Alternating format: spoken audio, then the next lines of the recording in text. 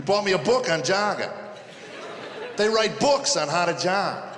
How intellectually deprived do you have to be to not figure out how to jog?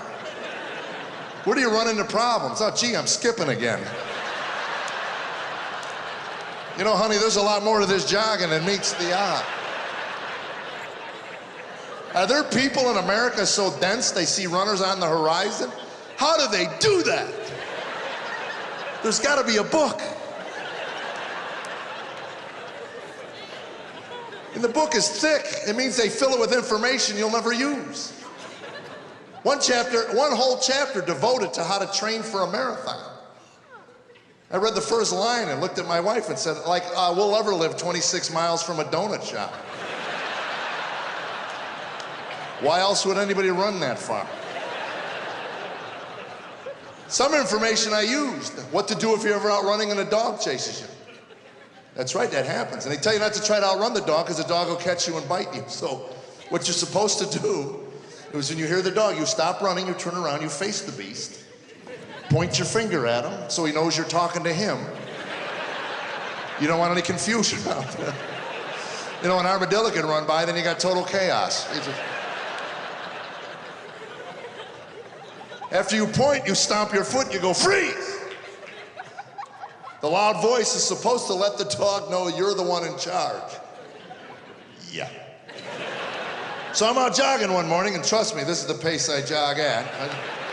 I didn't want to break a sweat while I was out running, because we know how annoying that could be. And I got my zone, and you runners know what a zone is. That's where your thoughts become so focused on one thing, and I'm thinking glazed. I'm going to get a glazed. Give me a cinnamon roll and a buttery croissant. From my zone, I get awoken by this vicious sound. I stop running, and I turn around, coming down the street, full bore, with his teeth flared. These are teeth. Is this tiny little three-legged dog.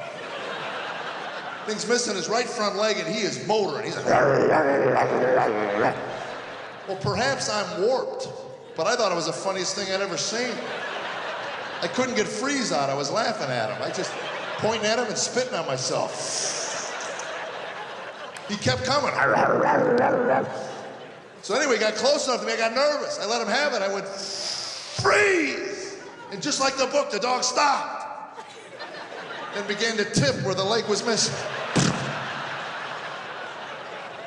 Poor thing, I could see it in his eyes. Oh, not again! And he hopped up right away and growled. I go, too late, man, you blew it. I was scared, I was, man, not no more. Why don't you come with me, I'll get you Krispy Kreme.